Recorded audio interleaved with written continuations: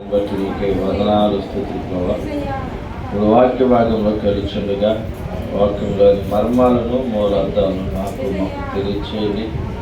మట్టి వాడిని ప్రభావికి నిలబడుచుండగా కొద్ది నిమిషాలు నన్ను ఈ చిరు తట్టున మరుగుపరచండి. మా నోటిని మీ బోరగా వాడుకున్నాను. అయినా మీరు చెప్పిన ప్రభా నిలబడువారు మాత్రం మీరు, కానీ మాట్లాడేది మీరు కదా. గడియల్లో పరిశుద్ధాత్మ దేవుడు మాట్లాడతారు. పరిశుద్ధాత్మ దేవ మీరే మాతో మాట్లాడి బలపరిచి ఇక నిలబడుచుండగా ప్రభా నీ ఆత్మ చేత మాతో మాట్లాడండి. వినగలిగిన చెవులు గ్రహించుకున్న దయచేయండి. నిర్లక్ష్యము, వ్యతిరేకత, నిరాత్మను, తిరుగుబాటు స్వభావాలకు యాంటీ స్పిరిట్ మీద బంధించి నీ ఆత్మను కొమ్మరంపు చేసి మాతో సూటిగా తేటగా మీరే మాట్లాడి బలపరచమని వాక్యంలోని మర్మాలను మూలార్థాలను మాకు తెలియచేసి గ్రహించుకునే హృదయం మాకు దయచేయమని యేసుక్రీస్తు నామములో అడిగి వేడుకుంటున్నాం తండ్రి, ఆమేన్. మంచిదండి, మీ అందరికీ వందనాలు. మనందరం కూర్చున్నట్లయితే దేవుని యొక్క వాక్యాన్ని చూసుకుందాం. బైబిల్ ఉన్నవారు ప్రతి ఒక్కరు బైబిల్ చూడండి. మత్తయి సువార్త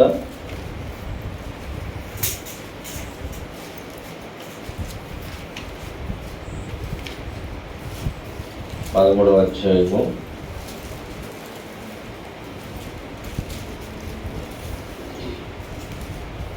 19వ వచనం నుంచి 18వ వచనం చూసుకుందాం.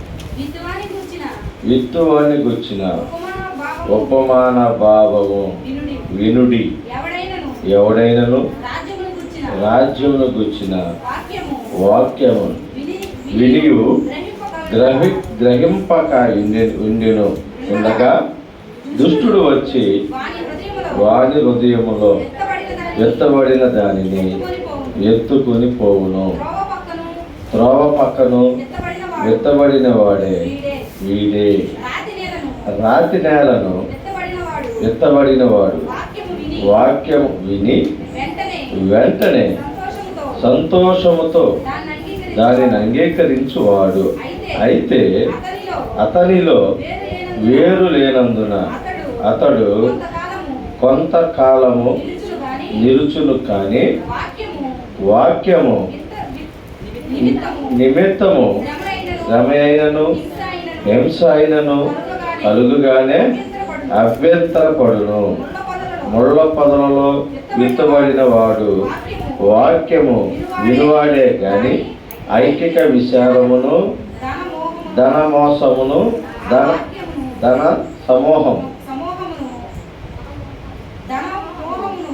ధనమోహమును ఆ వాక్యమును అణిచివేయును కనుక వాడు నిష్ఫలుడవును.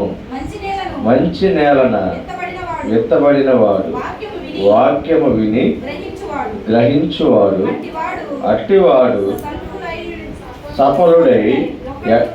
సఫలుడై ఎండివాడు 100 ఒకడు 60 ఒకడు 30 ఫలించును. ఆయన మరి యొక్క ఉపమానం వారితో దాని ఉపమానం చెప్పాను. చాలు. ఇప్పుడు ఎవరికి వారు మనము పరిశీలన చేసుకుందాం. ఏ విత్తనం వల్లే మనం ఉన్నాం? ఏ విత్తనం లాగా ఉన్నాం? మంచి నేల పడ్డ విత్తనం లాగా ఉన్నాం కదండి మనము మాటకు ముందు మాటకు వెనక మనం తలంచేది ఏంటంటే మాకు ఫలింపు లేదు, మేము పడే కష్టానికి తగిన ప్రతిఫలము ఉండట్లేదు, మేము ఎలా అయితే ఎలా అని ఆలోచన చేస్తున్నాం.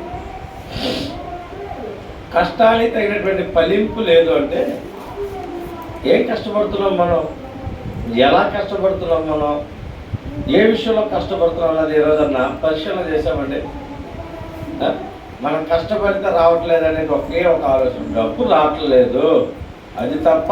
రెండో దాంట్లో మాకు ఏ విషయంలో కూడా జయం చూడలేకపోయామే, నా తలంపులో జయం చూడలేకపోయానే, నా ఆలోచనలో జయం లేదే, నా మాటలో జయం లేదు, నా నడవడికలో జయం లేదు, నా గృహంలో జయం లేదే అని ఏ రోజన్నా దేవుణ్ణి అడిగామా?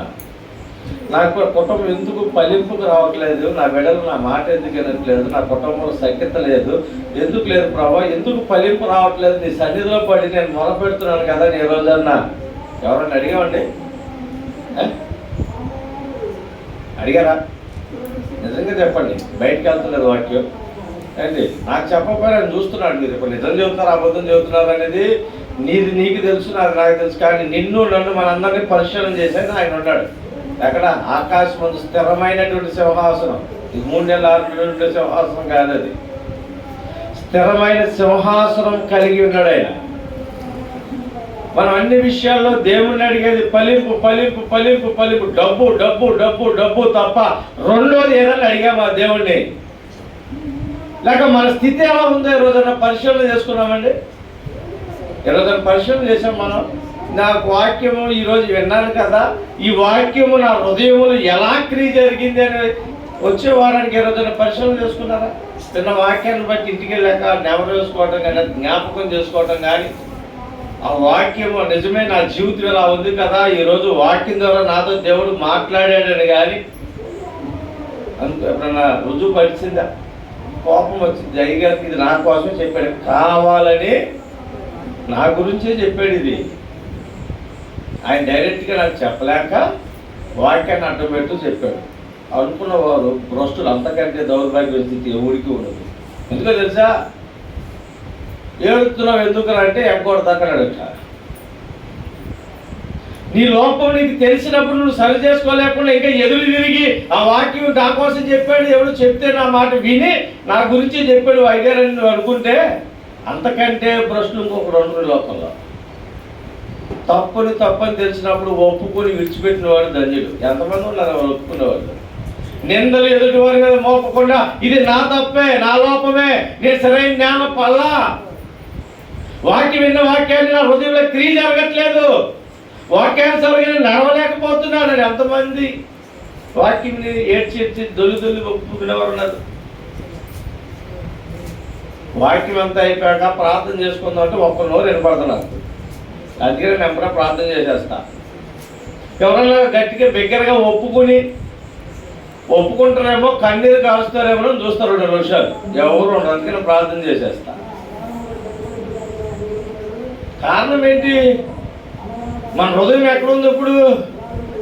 రోడ్డు పక్కన పడ్డ విత్తనంలాగా, రాతి నేల పడ్డ విత్తనంలాగానే ఉంది, కానీ మంచి నేల పడ్డ విత్తనంలా లేదు. పేరుకు మాత్రము మేము పరిశుద్ధులమే, మంచి ఫలింపు గల చెట్లు మేమని చెప్పుకుంటాం. తేడా చూస్తే ఫలాలు ఉన్నాయా అండి అంటే ఎక్కడ ఫలాలు ఉన్నాయి? చూడండి వాక్యం అది. అక్కడ రోడ్డు పక్కన పడ్డ విత్తనం అంటే ఎట్లుంటుంది? విత్తనం వేయగానే మొలకొచ్చేసింది. అక్కడ మన ఇంటికాడ ఒడ్డు బత్తాలు నాపరాల మీద వేస్తాం 4 రోజులు వేసి మళ్ళీ తీసి కాటాకి వేసాం, కానీ అక్కడ 4 గింజలు రాలుతాయి. 2 రోజులకి ఏమవుతాయి? అక్కడ వస్తే ఒడ్డు గింజలు మొలకొచ్చేస్తాయి. అది అక్కడ ఒడ్డు కంకులు కోసుకుని మనం నూర్చుకుంటాం. వాటిని నూర్చారు ఎప్పుడన్నా మీరు? ఏమవుతాయి? 4 రోజులకి మాడిపోతాయి. కారణం ఏంటంటే అది ఎక్కడ పడింది? మన్ను లేని చోట పడింది, రోడ్డు పక్కన పడింది. లేక వాక్యం వింటున్నాం, నిజంగానే నిరాగ బ్రతకాలంటున్నాం, బయటికి వెళ్ళాక గుమ్మం దాటగానే ఆ వాక్యమే గుర్తుండదు మనకి. ఆ వాక్యం కూడా గుర్తుకు ఇంటి దాకా కూడా మోసుకెళ్ళం దేవుడి వాక్యాన్ని. ఎందుకంటే మన మనసు అంతా వేరే ఆలోచన పెట్టుకుని త్వరగా ఆరాధన అయిపోయింది, ఇంటికి వెళ్ళిపోవాలి, పని చేసుకోవాలి, లేదా కొన్నూరు వెళ్ళాలి, లేదా పెళ్ళికి వెళ్ళాలి, లేదా దినానికి వెళ్ళాలి, తద్దినానికి వెళ్ళాలి. ఇంటికే కానీ నా వాక్యం మోసుకెళ్ళి నా భర్తగా చెప్పుకుందాం, నా బిడ్డలని చెప్పుకుందాం, వాక్యానుసారంగా విని నా బ్రతుకు మార్చుకుందాం అని ఒక్కరికి కూడా ఒక్కొక్కరిది ఆలోచన. ఎంతసేపు పక్కింటోడిది ఏమవుతుంది, ఎదురింటోడిది ఏమవుతుంది, ఆడింట్లో ఏమవుతుంది? మన బ్రతుకులు మనకు సరిలేదు, మన ఎత్తనం సరిలేదు, మన పంట లేదు, ఇక్కడ మన బ్రతుకు లేదు, మన బిడ్డలు భ్రష్టులు అయిపోయారు, మన ఒకరు తౌడుబాకులు అయిపోయారు, మన భార్య బెస్ట్లు అయిపోయారు. అది ఆలోచన లేదు. పక్కనోడు ఎత్తనం, పక్కనోడు పొలం చూస్తూ సరిపోతుంది మన బ్రతుకులు. ఎంతకాలం బ్రతుకు? ఎందుకు మనం వచ్చింది ఇక్కడికి? బయటికి వెళ్ళే పిల్లడు దేనికి? అడుగు తింటాక, లేదా దొంగతనం నేర్చుకోటాక, లేదా వ్యభిచారం నేర్చుకోటాక బయటికి వెళ్ళేది పిల్లలు పంపించే దేనికి? చదువుకుని జ్ఞానులు అయ్యి మంచి జాబ్ వచ్చి వాళ్ళు బ్రతుకుతాడు, ఉన్నతమైన స్థితిలో ఉంటాడని. అలాగే మనం ఆదివారం యేసుప్రభుని నమ్ముకుని అది యేసుప్రభుని నమ్మిస్తున్నారు దేనికి? ఇంకా దౌర్భాగ్యంగా బ్రతకడానికా? ఇంకా రోడ్డు పక్కన పట్టు విత్తనంలా ఉండడానికా? ఇంకా మోసపూరితమైన జీవితానికా? ఇంకా శరీరహెచ్చరిక దీనికేనా? ఏమి నేర్చుకుంటున్నాం? మన జీవితం ఏమైపోయింది? ఇప్పుడు ఎవరైనా పరిశీలన చేసాం అసలు? దేవుడు మమ్మల్ని దీవించలేదండి, దేవుడు మాకేమీ లేదండి. ఇస్తాడు. మనం పెంట కుప్పల మీద కూర్చుంటే తీసుకొచ్చి కొంచెం పెంట వేస్తాడు. అక్కడ ఏమేస్తాడు? ఇప్పుడు ఒక నైపోగు ఉంటే అందరూ తీసుకొచ్చి నైపోగు మీద నైపోగు వేస్తారా, బంగారం వేస్తారా? ఏమేస్తారు? బంగారం వేస్తారా? మీ ఊర్లో ఏమన్నా? మా ఊర్లో అయితే పెంటపోగు మీద పేడ వేస్తారు, మళ్ళీ పెంటపోగే వేస్తారు. ఆ నైపోగు తీసేసి ఆ స్థలాన్ని బాగు చేసుకుని ఇల్లు కట్టుకుంటే తీసుకొచ్చి ఎవరైనా వేస్తారు నైపోగు? అక్కడ వేస్తారండి? తెలియడు ఒకరోజు వేస్తాడు, రెండో రోజు, మూడో రోజు వాడికి అర్థమైపోయి దండదిలోడు ఉడికిన. ఇక్కడ ఒకప్పుడు ఇక్కడ ఎట్లుండేది, ఇప్పుడు ఎలా ఉంది? కారణం ఏంటి? మార్పు కనబడాలి. మనలో మార్పేది, మనలో మార్పేదండి. ఇంకా అలాగే తాగిపోతుంది. ఎక్కడున్నా గోవాలంటే నువ్వు ఎక్కడేసావు అక్కడే ఉన్నా. ఫలింపు కావాలి, అందరం ఫలించాలనే ఆశ. చెట్టున ప్రతి చెట్టు కాయలు కాయదండి, గమనించారు లేదా? వర్షాలు మనం జిమ్మిన ఇత్తనాలన్నీ 1010 ఉంటాం, మధ్యలో అందులో కొన్ని వస్తాయి. ఏంటి చేయాలి? బెరుకు. అయితే ప్రియులరా, వాటి కూడా రాకుండా జాగ్రత్తగా చూసుకోవాలి. మన కుటుంబం అంతా మనం ఆస్వాదించబడాలి అంటే, మన కుటుంబం అంతా అభివృద్ధి చెందాలంటే మొదట మనం ఏ విత్తనం అయి ఉన్నామో ఆ విత్తనం ఏ నేలలో పడిందో సరి చేసుకోవాలి. వాక్యం వింటున్నాం గబగబ ఆనందం వచ్చేస్తుంది, అయిపోయింది. ఆ తర్వాత మళ్ళీ అది మన హృదయంలో రాదు కదా, మన తలంపుల్లో ఆలోచన కూడా రావచ్చు. ఆయనేమో మనల్ని ఇంకా మంచి నెల పడ్డ విత్తనాలు చేయాలి, చూడాలని ఆశపడుతున్నాడు. మనం ఏమంటున్నాం? బాబా మంచి నెల కాదు, మేము రోడ్డు పక్కన ఆదివారం వచ్చి వెళ్ళిపోతాము, ఇంకా సమయం ఉందిలే, మేము ఇంకా పూర్తిగా మంచి నెల పడతాకి ఇంకా సమయం ఉంది. అదంతా అయిపోయాక, మా ఒంట్లో ఓపిక అయిపోయాక, మా అందం తగ్గిపోయాక, మమ్మల్ని ఎవరు చూడనప్పుడు, మేము ఎవరైనా చూడలేనప్పుడు అప్పుడు వచ్చి దేవుడు అన్ని మందులు పడేడుతాం. అప్పుడు ఇదిగలే, అప్పుడు అక్రమం చేయవారులారా నా యొద్ద నుంచి పో అన్నట్టు. అప్పుడు కూడా ఆయనకి తెలుసు మాట్లాడతారు. అవతల పడినట్టు ఆయనకి రాదా? అనలేదు ఎవరినే అన్నాడండి. బుద్ధి కలిగిన వాళ్ళు, బుద్ధి లేని వాళ్ళు 5 వెళ్తే ఏమన్నాడు? అక్రమం చేయవారులారా. ఎందుకంటే వారికి నచ్చినట్టుగా ఉన్నారు. ఒక చక్కగా కునికి నిద్రించి ఏంటి అన్నీ అయిపోయాక ఆచుకుని తీర్చుకుని వచ్చారు. ఎవరి క్లాస్ అది? దేవుడికన్నా లాసా? నాకేమన్నా లాసా? నాది నాకే లెక్కపు చెప్పుకోవాలి, ఆమె లెక్కపు చెప్పుకోవాలి, మీరు లెక్కపు. ఎవరి బ్రతుక్కి వాళ్ళు లెక్కపు చెప్పాలి. చెప్తాను చెప్పేంత సామెత. తాళి పన్ను ఎవరు కడతాడ? తాటి పన్ను తాగినోడే కడతాడంటే, నువ్వు నేను కట్టం కదా. ఇదే అంతే, మన పాప భారము, మన పాపకి శిక్ష నా దానికి నేనే అనుభవించాలి, ఎవరు అనుభవించరు. అది నేను అనుభవించాల్సింది చాలకపోతే నా పాపాలు నా బిడ్డల మీద పోస్తాడు. అదే మన కట్టకపోతే తప్పు మన పిల్లల మీద వేస్తారు కదా, ఎత్తలేదా? అట్లాగే మన పాపాన్ని కూడా దేవుడు కొలిసి బిడ్డల వాళ్ళు పోసేస్తాడట. అదే అందుకోసమైనా మనము యేసు ప్రభువుని నమ్ముకున్నది మన బిడ్డల్ని శాపగ్రస్తులు చేయడానిక, మన బిడ్డల్ని శపించే వారిగా నరకానికి పంపడానికి యేసు ప్రభువుని నమ్ముకున్నామండి మనము. ఏమండి? ఎందుకు నమ్ముకున్నాం? యేసు ప్రభువుని ఎందుకు గమనిస్తున్నాం? ఆయన నీతిని వెతకాలి, ఆయన రాజ్యాన్ని వెతకాలి.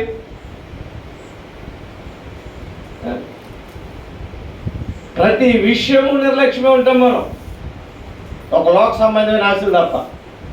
దేవుడికి సంబంధించింది, మందిరానికి సంబంధించింది, దేవుడి ఆరాధనకి కూడా నిర్లక్ష్యంగానే ఉంటాం. లేదండి మేము నిర్లక్ష్యంగా దేవాలయాలు చేయొచ్చు. దేవుడి పని అన్నా, దేవుడి మందిరానికి వెళ్ళడం మాకు నిర్లక్ష్యం లేదండి, ఉన్న పొలంగా అన్ని వదిలేసి వెళ్ళిపోతాం మేము అనే వాళ్ళు రెండు చేయొచ్చు. ఎందుకన్నా ఉందా ధైర్యం మన దగ్గర? ఎందుకంటే మనం అంత నిర్లక్ష్యంగా ఉన్నాడు మనకే ఆధారం. మన మనసాక్షి మనం చెప్పింది, నోరు పూసుకుని కూర్చొని చెప్పింది.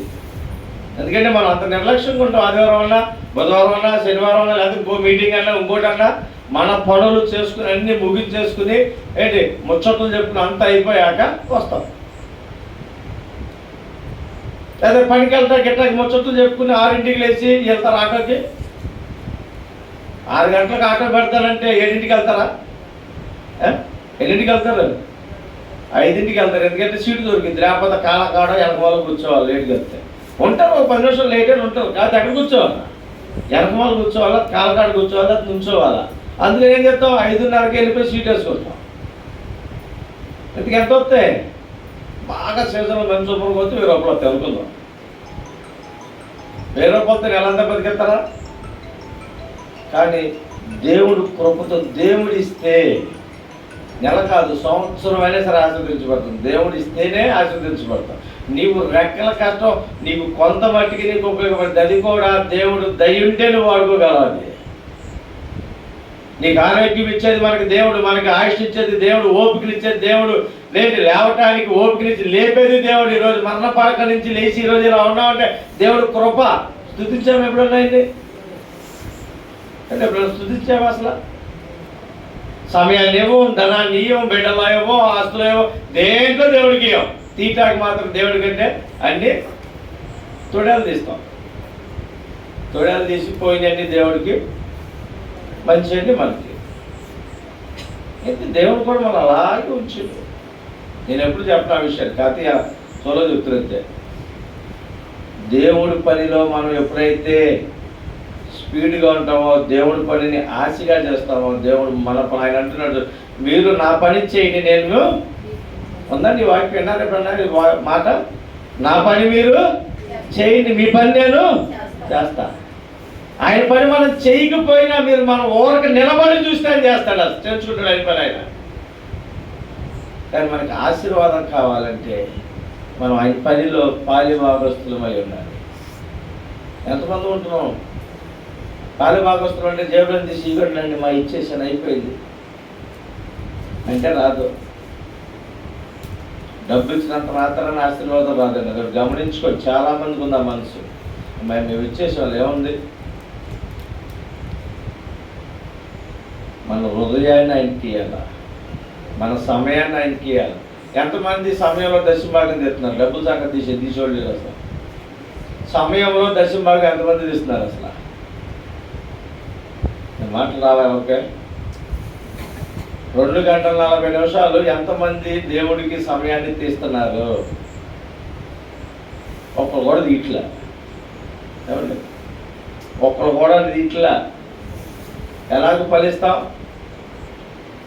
చేలో 10 ఎకరాలు పంట వేసేసి ఇంట్లో పడుకుంటే పంట వస్తుంది. 6 నెలల తర్వాత వెళ్తే ఏమొస్తుందా? మన వెనకమాల అప్పు వస్తుంది,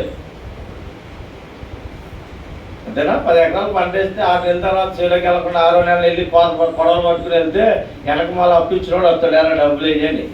ఎందుకంటే అక్కడ ఏమీ ఉండదు. మన బ్రతుకు అంతే. దేవుడికి ఇవ్వాల్సిన దేవుడికి ఇవ్వకుండా ఏంటి దాచుకుని ఇంట్లో కూర్చుని ముసలమ్మ ముచ్చట్లు చెప్పుకుంటూ వ్యర్థంగా సమయాన్ని గడిపేసుకుంటే మరి వెనకమాల వచ్చే కూడా దరిద్రం అదే ఉంటుంది, ఏముండదు. ఇంకా కష్టపడాలి, దేవుడి పనిలో కష్టపడాలి, శారీరకంగా మనం కష్టపడాలి, అయితే దేవుడి పనిలో ఉపయోగపడాలి, దేవుడికి ఇవ్వాల్సిన దేవుడికి వేయాలి, మనం తీసుకొస్తున్నది, అప్పుడే ఫలింపు ఉంటుంది. అది ఎవరు చెయ్యం. ఎంతమంది మీటింగ్స్ కోసం ప్రార్థిస్తారు? నిజంగా చదివేస్తారు, హృదయం అంతా దేవుడు చూస్తున్నాడు, నేను చూస్తలా దేవుడు చూస్తున్నాడు. ఈ విషయంలో ఎంతమంది నేను మీటింగ్స్ పెడదాం ప్రార్థన చేయమన్నా, ఎంతమంది మీటింగ్ కోసం ప్రతిరోజు ప్రార్థన చేస్తున్నారు? ఇద్దరు చేతులు ఎత్తారు.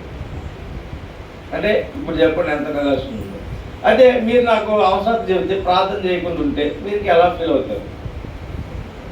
మీ ఇంట్లో కార్యానికి ప్రార్థన చేయకుండా మీరు ఎన్ని సర్వీస్ రాకపోతే నాకు ప్రార్థన చేయట్లేదమ్మా, నేను చేయట్లేదని చెప్పాను అనుకోండి, మీకు ఎలా ఉంటుంది? అంటే పనికి మా పాస్టర్ గారు మాకైతే అందరికీ చేస్తారు, నిన్న అయితే మాత్రం టఫామని వేసేస్తారు. మరి నేను మనిషిని కదా. ఇప్పుడు నా ఇంట్లో పెళ్లికి చేయమన్నాను, మిమ్మల్ని ప్రార్థన దేని చేయమన్నాను? సంఘం మీటింగ్ కోసం ప్రార్థన చేసి ఎంతమంది భారం కలిగి ఉన్నారో చూడండి.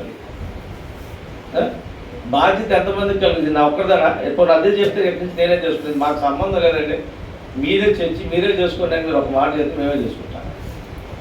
ఏంటి చెప్పుకునేటప్పుడు మాదని చెప్పుకుంటాం, ఇచ్చేటప్పుడు మాత్రం మీదంటే మాకు సంబంధం లేదు. కొన్ని రేపు మంగళవారం మీటింగ్ అని చెప్పి ఎంతమందికి సిద్ధపడ్డారు? దానికి ఎంతమంది సిద్ధపడ్డారు? రేపు పొద్దున మంగళవారం సేవకులు పోతానికి. అంటే ఎంత నిర్లక్ష్యంగా ఉన్నామో చూడండి. అనేక నిర్లక్ష్యం ఎవరిలో ఉంటుంది? రోడ్డు పక్కన పడ్డ విత్తనం, ముళ్ళ పొదలో పడ్డ విత్తనం, రాత్రి నెల పడ్డ వరకు మాత్రమే ఉంటుంది. ఎందుకంటే ఆ సమయానికి ఏదైతే అలా చేసుకుంటాం, మన ఆ సమయం చూద్దాంలే. దేవుడు కూడా అలాగే మనం వదిలేస్తున్నాడు, అందుకే మనం అలాగే ఉంటున్నాం. ఫలింపు రావాలంటే, మనం డబ్బులు సంపాదించుకోవాలంటే కష్టపడాలి, ఒళ్ళొంచి కష్టపడాలి. ఆ రెక్కలు ముక్కలు చేసుకుంటేనే. అలాగే దేవుడి దగ్గర ఆశీర్వాదం పొందుకోవాలన్నా కూడా మోకరించి ప్రార్థన చేయాలి. ఒళ్ళు వంచి, తల వంచి, కాళ్ళు వంచి ప్రార్థన చేయాలి. భారముతో ప్రార్థన చేయాలి. అవసరం ఉన్నప్పుడు చేస్తాం భారం. మా సౌమ్య అక్క ఎన్నాళ్ళు చేసింది, ఇప్పుడు ప్రార్థన చేయట్లేదు. ఓపెన్గా చెబుతుంది ఈ విషయంలో. పిల్లలు రానంతకాలం, పిల్లలు ఫోన్ చేయనంతకాలం, పిల్లలు వచ్చే వరకు ఏడ్చింది, దొల్లింది. పిల్లలు వచ్చారు, భర్త వచ్చారు, పెళ్ళి అన్నీ అయిపోయింది. దేవుడు పోయాడు. ఇప్పుడు కారణం అయిపోయింది, సమయం లేదు. ఇప్పుడు ఇంకో 10 నిమిషాలు ఏదైనా చేద్దాం, ఓపిక లేదు. మన జీవితాన్ని మనమే పాటు చేసుకుంటాం, ఎవరో పాటు చేయవచ్చు. మన కార్యాలు, మనకి చెట్టుకొచ్చే చిగురిని మనమే తెంచేసుకుంటాం, ఎవరో వచ్చి తెంచరు. ఆయన చిగురిస్తున్నాడు, ఆయన అభివృద్ధి చేయడానికి నీకు ఆశ చూపాడు, మొక్కు చూపుతున్నాడు. కానీ నీ దగ్గర ఇంట్రెస్ట్ లేదు. దేవుడు నా పక్షాన కార్యం చేశాడు కదా అని ఆశ లేదు, పోయింది, అయిపోయింది. ఎంతమంది ఉన్నామండి దేవుడు నా పక్షాన కార్యం చేశాడని దేవుడి కోసం, దేవుడి మందిరం గురించి ఎంతమంది ప్రార్థన చేస్తున్నారు? ఎవరి కోసం? మరి మిమ్మల్ని ఎవరు వచ్చి నా కోసం కానీ ఊరి కోసం నేను ఏమన్నామా? మీ అవసరాల కోసం మీరు దేవుడికి చెప్పుకోండి. ఓళ్ళు ఆడుకోవాలి పట్టుకుని డబ్బులు వచ్చి దేవుడి కాలు పట్టుకు ఎక్కడికి వచ్చి అభివృద్ధి చూస్తాం లేదు చూడు. దేవుడు చెబుతున్నాం, అందరూ చెబుతాం, కానీ మనలో ఆచరణ లేదు. కారణం ఏంటంటే నిర్లక్ష్యమైనటువంటిది.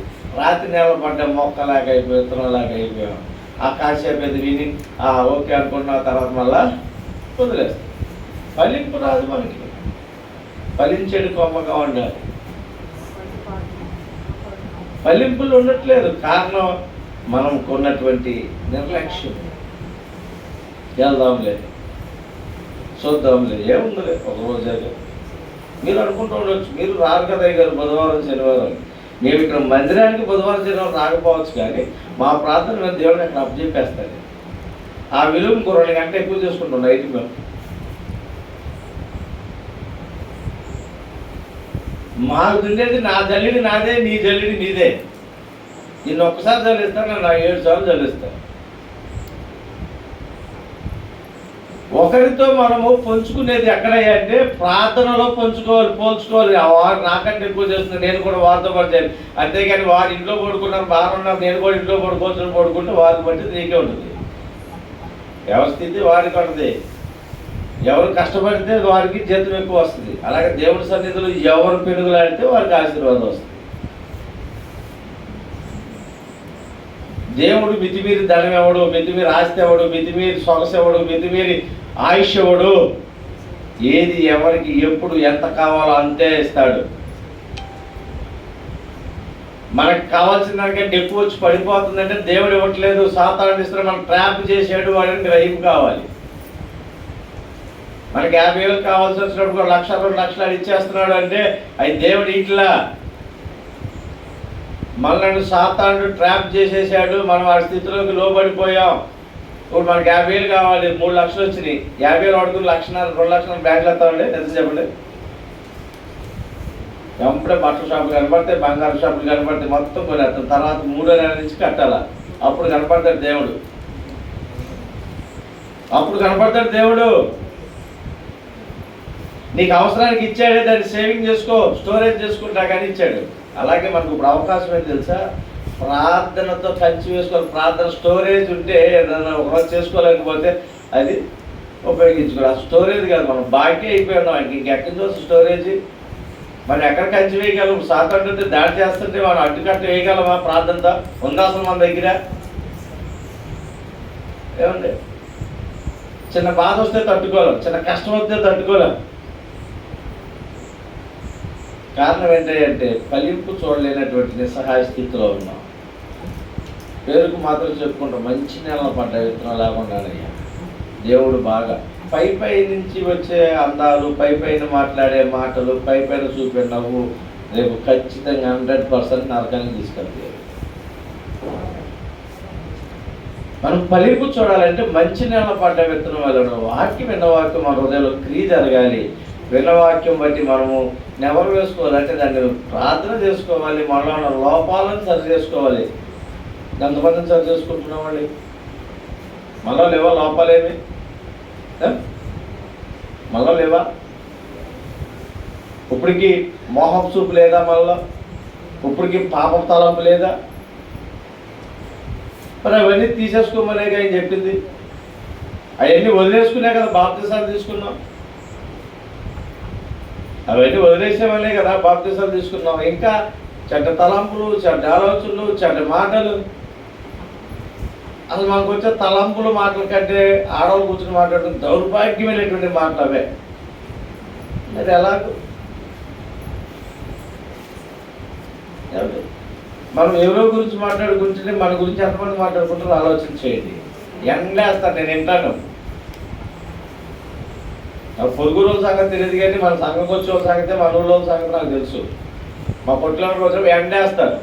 ఎంతసేపు ఎండేశారు ఎప్పుడైనా మీరు? ఆ విధంగా ఎండేస్తారు, నాకు తెలుసు అవి. కానీ అవుతాను, ఎందుకంటే నాకెందుకు, నాకు అనవసరమైన విషయం అది. ఇప్పుడు అది వచ్చి ఎవరు నిన్నెట్టన్నారు అంటే నిన్ను వాళ్ళు నేను ఏం చేయాలి? ఇప్పుడు ముడియే మీ ఇద్దరు కొట్టుకున్నట్టు చేయాలి. కానీ అది నేను ఆమె చేయను. దేవుడు చెబుతాను, ప్రభా బయటకు ఇప్పుడు కన్నా నన్ను అడుగుతారు, మీరు చచ్చిపోతున్నారు వీళ్ళు మారారా? మారారు. ఏది మారింది నీకు చూపించరా అన్న ఉన్నాను. ఎందుకని అంటే మన వాళ్ళు పరిశీలన చేస్తారు, గమనించాలి. నువ్వు లోకంలో తిరిగినప్పుడు నిన్ను ఎవడు గమనించడు. యేసు ప్రభువుని వెంబడించినప్పుడు మన లోకంలో వాళ్ళతో పాటు కలిసి తిరిగితే మనల్ని ఎవడు పరిశీలన చేయడు. మనం కప్పుతారు. ఇంకా అట్టంటుడు కదా, ఎంపీ అట్టంటుడు కాదు, ఎంఏ ఎట్టంటుడు కదా, కప్పుతారు. ఇప్పుడు ఏం చేస్తారు తెలుసా? మనం ప్రత్యేకించబడిన వారికి మంచి మార్గం నడవడానికి వచ్చి ఇప్పుడు ఏం చేస్తారు తెలుసా? మనల్ని కప్పడం పోయి ఏం చేస్తారు? బాహాటం చేస్తారు. వీళ్ళంట మారారంట, వీళ్ళు బ్రతుకులంట, వీళ్ళంట మంచి నెల పడ్డారంట, ఫలింపు అంట, ఇదిగో వీళ్ళ ఫలింపు అని చెప్పి ఎండ కడుతున్నారు. దాన్ని మనం పరిశీలన చేసుకోవాలి. మన స్థితి మారాలా. ఆయన పరిశుద్ధుడు, మనం కూడా పరిశుద్ధులు. దేవుడు చెప్తారు, ఇది మా భూలోకంలో నీతిమంతుడు అనేవాడు ఒక్కడంటే ఒక్కడును. అయితే ఆయన నమ్ముకున్నాక ఆయన వెంబడించేటప్పుడు నీతి మార్గంలో నడవటం మంచిది. నడవలేమని అన్నప్పుడు చక్కగా ఏ చర్చికి వెళ్ళలేనా కావచ్చు, శుభ్రంగా మోటార్ బుల్ చదివి బైబిల్ పక్కన పెట్టేసి హ్యాపీగా బొట్లు పెట్టుకోండి, చక్కగా మెట్లు పెట్టుకోండి, పూలు పెట్టుకోండి, ప్యాంట్ షర్ట్లు వేసుకోండి, సరదాగా వెళ్ళండి, సినిమాలకి షెడాలు తిరగండి. అప్పుడు ఎవరు అడగడానికి అసలు. ఎందుకంటే ఆ రాజ్యం అయితే విశాలతలోకి వెళ్ళిపోవటమే. ఇరుకు మార్గంలో ఉన్నప్పుడు దానిని సావైన బ్రతుకైనా క్రీస్తు కోసం బతకాల. కష్టం వచ్చినా నష్టం వచ్చినా ఆయనకి చెప్పుకుంటూ ఆయన స్థితిలో నడిస్తే నువ్వు మంచి మార్గాన్ని పడతావు, నువ్వు మంచి చిత్రంగా మార్చబడతావు. ఈ రోడ్డు పక్కన పడ్డవి, రాత్రిళ్ళ పడ్డవి, ముళ్ళ పొదలు పడ్డవి అన్నీ కూడా విశాలతను ఎత్తుకుంటూ వెళ్ళిపోయినాయి. ఏదో విన్నప్పుడు హ్యాపీ నిజమేనండి, దేవుడు కార్యం చేస్తారు అనేవాళ్ళు. కానీ దేవుడి కోసం, దేవుడు కష్టం వచ్చినా నష్టం వచ్చినా బాధ వచ్చినా నిలబడే వాళ్ళు కాదు. వాళ్ళు విశాలతలో పరిగెత్తే వాళ్ళే. ఇరుకు మార్గంలో ప్రవేశించలేరు వాళ్ళు. 100% ఇరుకు నేల ప్రవేశించాలి అంటే ఇరుకు మార్గంలో నడిపించేవాళ్ళు, ఇరుకు మార్గంలో పయనించే వాళ్ళు మంచి నేల పడతారు. వాళ్ళే ఫలింపుని చూడగలుగుతారు. నువ్వు ఎన్ని గంటలు ప్రార్థన చేయి, మన హృదయాన్ని పాపాన్ని విడిచిపెట్టకుండా, మన తలంపులు విడిచిపెట్టకుండా, మన ఆలోచన విడిచిపెట్టకుండా, ముసలం ముచ్చట్లు విడిచిపెట్టకుండా నువ్వు ఎన్ని గంటలు ప్రార్థన చేయి, ఎన్ని లక్షల రూపాయలు ఖర్చు పెట్టి దేవుడికి, నీవు ఇరుకు మార్గంలోకి రాలేవు, మంచి ఫలింపలేవు. ఇప్పుడు మన స్థితి ఎలా అవుతుందంటే, రాత్రి నిలబడ్డప్పుడు విత్తనాలు ఒడ్డు మొక్కలు ఎలా స్పీడ్గా వస్తాయో అలాంటి స్థితిలో నన్ను అక్కడి నుంచి ఒక మెట్టుకొని ఎదరికెళ్ళాలి. ఇంకా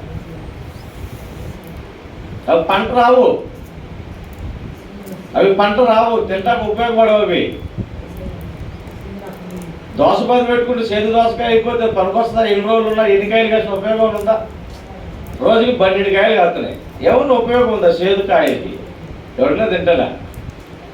మనం అదే స్థితిలో ఆ చేదు ద్రాక్షకి చేదు దోసకాయకి మనకి తేడా లేదు. ఎందుకంటే ముందుకు వెళ్ళట్లేదు, అభివృద్ధి చూడట్లేదు. మన కష్టం, మాకు డబ్బులు అంటున్నాం కానీ మా బ్రతుకు మార్చు, మా జీవితం మార్చు ఒప్పుకోవట్లేదు దగ్గర. ఆయన మన ఆస్తులు అంతస్తులు అడగట్లేదు. పాడైపోయిన నీ హృదయాన్ని నువ్వు నాకు ఇవ్వు, నేను దాన్ని బాగు చేస్తాను. అందుకే వచ్చింది మనం యశుప్రభుని వెంబడిస్తాకు వచ్చింది. అందుకే కదా ఆయన అంటున్నాడు, నేను నీతిమంతుల కోసము రాలేదు. ఎవరి కోసం వచ్చాడట? పాపం కోసం. డాక్టరు ఆరోగ్యవంతుడికి డాక్టర్ అవసరం లేదంట, రోగిష్టిగా డాక్టర్ కావాలి. అలాగే ఈయన పరిశుద్ధుడు, ఆయన పరిశుద్ధుల కోసం రాలేదంట, అపవిత్రులైన వారి కోసం వచ్చాడు. అయితే నా కోసం వచ్చాడు. ఇప్పుడు నేను ఆయన వెంబడిస్తూ కూడా ఇంకా అపవిత్రుడిగా ఉండటం ఆయన అవసరం అంటారు. వెంబడించటప్పుడు మెదకుండా కూర్చోడు. ఆయన వెంబడించాలంటే అపవిత్రతని విడవాలి. ఇప్పుడు చక్కగా 10 పిల్లలు పెంచుకుని ఉంటాను అనుకుందాం. రోజు వెళ్ళిపోతుంది బురదలోకి, తిరిగి వస్తుంది. రోజు అట్లా కడుక్కుంటామా? కడుక్కోంగా. 1 రోజు, 2 రోజులు, 3 రోజులు, 4 రోజులు అయినా సరే అదే చేస్తుంది. దాన్ని ఏం చేస్తాం? వదిలేస్తాం. కానీ మన దేవుడు వదల్లా, అదే స్థితిలో ఉన్నాం మనం. రోజు పాపం అంటించుకుంటున్నాం, ప్రార్థన చేస్తున్నాం, ప్రార్థన చేస్తున్నాం. మనల్ని దేవుడు జ్ఞానము కలిగిన వాడిగా ఆయన రూపంలో రూపించుకున్నాడు. ఇల్లు నా బిడ్డలు, నా సొత్తు. నేను ఈ లోకాన్ని జయించి నా తండ్రి రాజ్యంలో ఉన్నాను. నా బిడ్డలు కూడా ఈ లోకాన్ని జయిస్తే నేను వారిని నా రాజ్యం తీసుకెళ్తాను. వారు మంచిగా ఫలిస్తే చాలు అంటున్నాడు ఆయన. మంచిగా ఫలించాలి అంటే మన హృదయాన్ని, కఠినమైపోయిన మన హృదయాన్ని బీడు భూమిగా, మన హృదయాన్ని సాగు భూమిగా చేసుకోవాలి. ఆయన అంటున్నాడు, నా వాక్యము బండను పగలగొట్టు శక్తి వంటిది కాదా. మన వాక్యం విని హృదయాన్ని సరి చేసుకోవాల్సింది పోయి మనం నొచ్చుకుంటున్నాం. కారణం ఏంటంటే నన్ను ఒప్పుకోవడానికి ఇష్టం లేకపోతేనే నొచ్చుకుంటాం. మనం నిజమైనటువంటి రక్షణ మనలో ఉంటే మన వాక్యం విన్నప్పుడు మన లోపాలు సరి చేసుకుంటానికి ఇష్టపడతాం. మనం బయటికి వాక్యం ద్వారా తెలిసినప్పుడు దాన్ని వెంబడే ఒప్పుకుని విడిచిపెడతాం. ఆయన మనతో ఉంటే పిల్లల ప్రతిరోజు మన హృదయాన్ని పరిశీలన చేసుకుంటాం. నిత్యం ఖాళీని దొరికితే హృదయంలోని అంతరంగానే పరిశీలన చేసుకుంటాం. సమయాల కోసం అదవుతున్నా మనం అవి వెలుగెత్తి ఏడ్చింది అంటారు. కానీ అక్కడ తర్వాత ఏరియా చూసినప్పుడు ఆ పెదవులు కూడా కనపకుండా ఏడ్చిందట. ఇవి మత్తురాలై పడుకుందా అనుకున్నాడు ఆయన ఏలిగా. కానీ కొడుకుల రోదన చేసింది హృదయంలో. ఆ మిద్దిగాడు కూర్చుని ఏడ్చింది. రోదన హృదయంలో అల్లకొల్లం అయిపోయినట్టు ఏడ్చింది. ప్రభా, నీ దాసురాలని నాకు బిడ్డలేరని నన్ను అవమానం ఎంత దానం చేస్తుంది, ఎందుకు కనికరించు, నన్ను కనికరించు. ఒక మగ బిడ్డను నాకు మరలా తిరిగి నేను ఆ బిడ్డను నీకే ఇచ్చేస్తాను. మంగళకైతే శవరం చేపించను. ఆ బిడ్డ పాలు ఏడవంగానే మళ్ళీ తీసుకొచ్చి ఎందుకు? కారణం ఎందుకు అడిగిందంటే మళ్ళీ తిరిగి నీకేస్తాను. ఎందుకు తెలుసా? అనుకున్నటువంటి నిందను పోగొట్టుకోవడానికి అడిగిందంటే ఆవిడ పెంచుకుని నా కొడుకు నన్ను పోషిస్తాడని అడగలేదండి. ఇక నేను నీ దాసురాలే కదా, నీకే బిడ్డలు లేరు, నాకేం చెబుతావు అని అందరూ నన్ను అడుగుతున్నారు. హేళన చేస్తే అక్కడ ఏమైపోతుంది? నీ నామానికి అవమానం వచ్చింది. కాబట్టి నాకు ఒక మగ బిడ్డలు లేవు. దేవుడు ఇచ్చాడు, మళ్ళీ తీసుకెళ్ళి అక్కడ అర్పించేసింది. మరి ఏ రోజన్నా మనం ప్రభా నన్ను బట్టి నీ నామానికి అవమానం వస్తుంది, ఒక్కసారి నాకు నా బ్రతుకు మార్చు, నన్ను బట్టి నీకు అవమానం రాకుండా నేను బ్రతకాలని అడిగామండి ఏ రోజన్నా? ప్రభా 25,000 అప్పు కట్టు, ముందు తర్వాత చూద్దాం. మా పిల్లోడు 10th చదువుతాడు, మంచిగా పాస్ అవ్వాలి, తర్వాత చూద్దాం. తను పాస్ అయ్యాడు. ఈరోజు స్థితి కూడా పెట్టుకున్నావా? ఇంటికి పిలిచి ఇంట్లో సంవత్సరం అంతట్లో దేవుడు మనకు కనికరించాడే. ఈ విషయంలో బాహాటగా గృహకూడికి పెట్టుకుని స్తుతి ఆరాధన చేసుకున్నప్పుడు నాకు దేవుడు ఎంతో ఆశీర్వాదించాడు. అందుకోసం స్తుతి కూటము అని 10 మందిని పిలుచుకుని చక్కగా గర్వంగా వాక్యం చెప్పించుకోగలం మనం.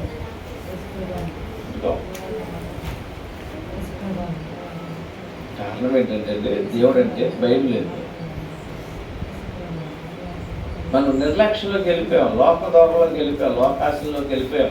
ఏదో నామకార్థంగా మనం చర్చికి వెళ్ళాలి కాబట్టి వెళ్తున్నాం అంతే. నామకార్థంగా చర్చిని దేవుని నమ్ముకున్నాం కాబట్టి వెళ్ళాలి కాబట్టి వెళ్తున్నాం. కానీ ఫలించాలి అనేటువంటి నమ్మకంతో, ఫలించాలనే ఆశతో మనం ముందుకు వెళ్ళట్లేదు.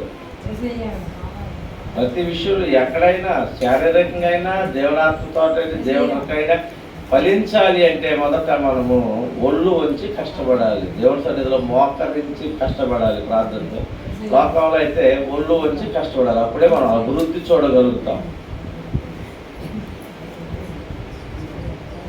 ఈ భూమిని సేద్యపరిచి అభివృద్ధి చెందనని చెప్పాడు దేవుడు. రోడ్లో అప్పుడు తిరిగి అభివృద్ధి చెందనని చెప్పలా, భూమి మీద శ్రమించి కష్టపడి అభివృద్ధి చెందండి అన్నాడు. అలాగే మనము అన్ని విషయాల్లో అభివృద్ధి చెందాలంటే మొదట దేవుడి సన్నిధిలో మోకరించి మోకాళ్ళ అనుభవం కలిగి కష్టపడాలి ఆయన సన్నిధిలో.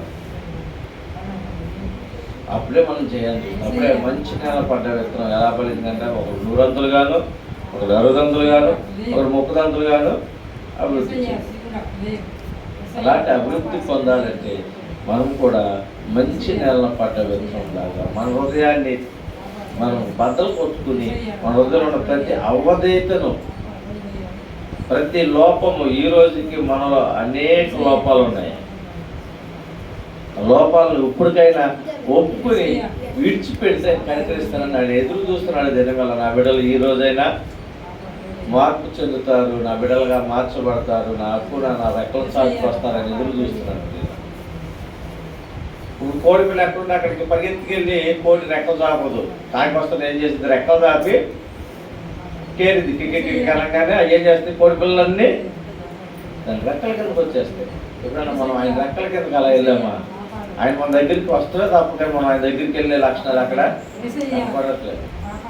అందుకని ఎదురు చూస్తున్నాడు దినవల్ల ఆయన రెక్కలు చాపి నా బిడ్డలు ఈ రోజైనా రాజ్యవ్యాప్తి కొరకు వస్తారు అని ఆయన ఎదురు చూస్తున్నాడు. ఆయన ఆశపడినటువంటి ప్రాణాన్ని తృప్తిపరిచే దేవుడు. మనందరం చిన్న ప్రార్థన చేసుకుందాం. విన్న వాక్యాన్ని బట్టి మనందరం చిన్న ప్రార్థన చేసుకుందాం. ప్రేరేపించబడిన వారు ఏమన్నా ప్రార్థన చేయండి. ఎవరైనా ప్రేరేపించబడిన వారు చిన్న ప్రార్థన చేయండి.